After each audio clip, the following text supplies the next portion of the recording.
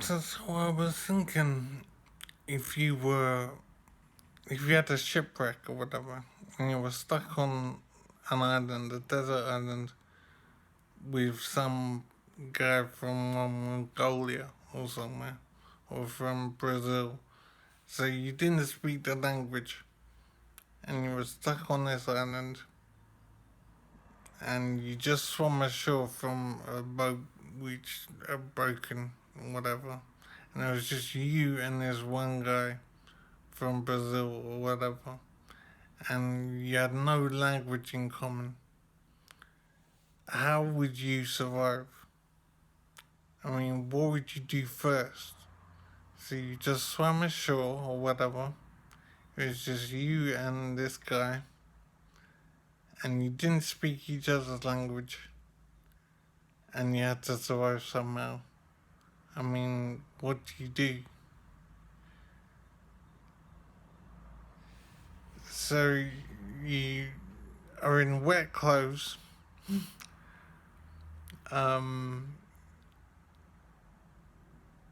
you don't know what's going on. You're on this desert island, and it's just you and this guy, and he doesn't speak English. So what do you do? Well, you're probably hungry or whatever. And even if you're not hungry, you need to be doing something. Because what would you do? So maybe you'd rub your belly or something. And look at the guy, rub your belly. And see if he nods or whatever. To say that he agrees with you about food. He might not respond. And then you got a bigger problem. But assuming that he looks at you rubbing your belly, and he nods his head and rubs his own belly. Okay, so you got understanding about food. Then what? So I'm just walking this through in my head. So you raise an arm and point, if you can see, yeah, you point to a direction down the beach or whatever, assuming you're on a beach, and you start walking. And you walk slowly and turn around and look and see if the guy's following you. And you see that he gets up to follow you, and so you both start walking down the beach. So I'm just thinking what I'd do with this guy, the language that I can't even speak.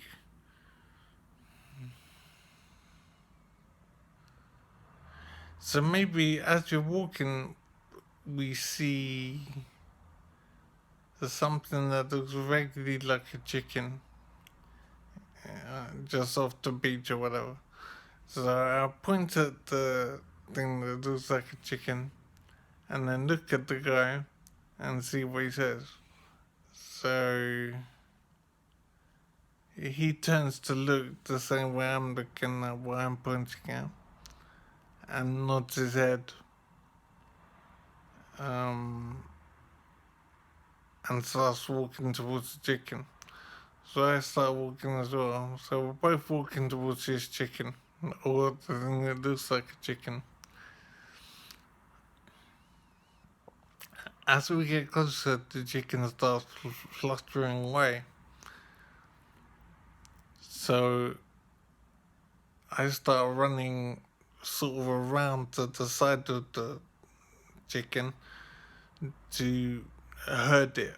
Sort of, I want to get in front of it and sort of herd it back towards this guy. So I'm running, I turn and I'm pushing the bird in a way towards this guy. So the guy is not doing anything useful at the moment.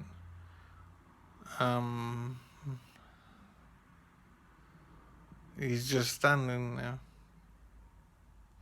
But you get what I'm saying, that it will be extraordinarily difficult to communicate with someone from another country when you don't share a common language and you have to survive somehow. It's possible, I suppose, that we'll eventually get our act together and sadly kill this chicken in order that we can eat it. So, assuming that we managed to kill the chicken and it's just me, this guy whose language I don't speak, and his dead chicken. And now we got a problem in how do we prepare the chicken to eat it. We need to pluck the feathers, we need to find a means of setting fire, we need to then cook the chicken somehow, and then eat the chicken with no plates or whatever. And we need to find water as well to eat with the chicken. And then of course we need to find pudding. All of that is pretty unlikely.